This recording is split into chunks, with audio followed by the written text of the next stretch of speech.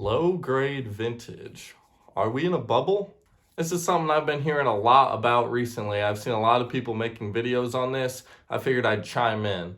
Now, most of these videos that I've seen on YouTube, there's a couple common misconceptions, usually among people who don't usually buy vintage cards. Now, these two misconceptions, number one is going to be that vintage doesn't go down in value, and number two, that vintage cards are automatically rare. I go to a show basically every weekend, and these are phrases I hear basically every weekend. People will say, oh, you're the vintage guy. I like vintage, that's a smart idea. You know, that stuff just doesn't go down.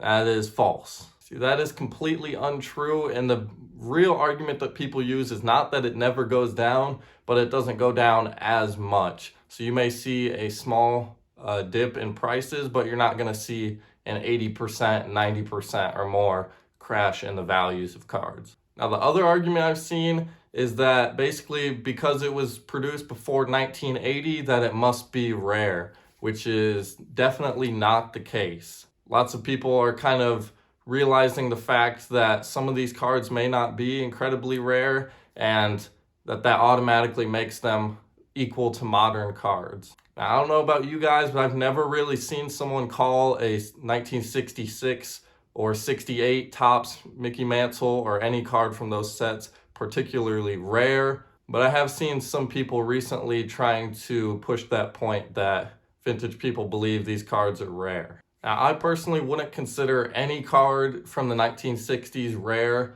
Maybe a couple oddball exceptions like high numbers like the Tom Seaver rookie, stuff like that. But in general, from the 60s, I would not say any cards are rare. So just get that out of your head. Now, no one truly knows whether the price of a card is going to go up or go down, but what you can do is position yourself with a collection of cards that are more likely to go up than to go down. Now, my best advice to do this would be to target cards that are truly rare, truly tough to find, and I'll give a couple examples of those. Now, this may seem a little weird, but I would personally say that it's less about the person and the face on the card, and it's more about the set that the card was produced in, how rare that set is, and how desirable that set is. Now, if you're strictly in this for financial reasons, you just don't want any of your cards to go down, I would say you can have some awesome cards that are truly rare and tough to find. Some of those sets that are truly iconic, like 1933 Gaudi, 1938 Gaudi, 1941 Play Ball, T206s, 52 Topps, 53 Topps, 54 Topps. You can maybe throw in 55 or 56. I personally wouldn't. 48 Bowman. Those are some of the sets that I think you should truly target, and I'll show some of those pop counts here in a second. Now, if we're looking at a 1968 Topps Mickey Mantle, there is over 11,500 of these graded by just PSA. I didn't check SGC for this, but there's over 11,500 graded by PSA. And when we compare that to the 38 Gaudi Joe DiMaggio rookie, this is a card that I would consider truly rare, iconic, desired, everything you're looking for. There is less than 600 of these graded by PSA. So there is more than 20 68 Topps Mantles available for every one Joe DiMaggio rookie that is available. Now, when we go to look at 1933 Gaudi, there is about 2,000 Lou Gehrig cards ever graded between his two cards in the set. There's only about 2,000 ever graded by PSA. That I would also consider a pretty rare card. Going to 1941 Play Ball, like I mentioned, the Ted Williams, which is a low number, so it's not really any tougher than any other card in the set. There's about 960 of them graded. So again, under 1,000 ever graded by PSA. 1953 Topps Jackie Robinson. This card is actually a double print, so it's going to be even easier to find, but there's about 3,000 of those graded by PSA. And you can see, even being a double print, it is much rarer than some of these cards from the 1960s. So personally, these are the types of cards I would target, these ultra iconic sets.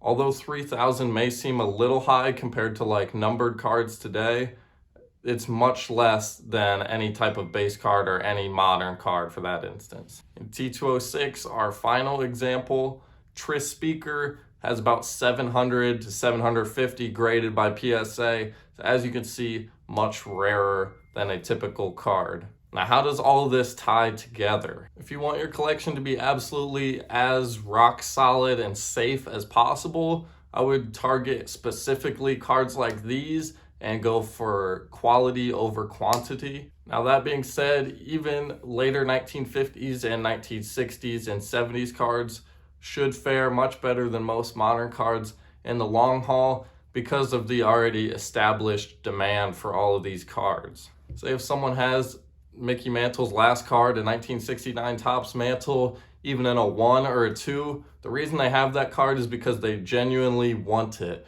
If someone's buying a card in a 1, most of the time they don't expect that card to skyrocket 10x and go to the moon.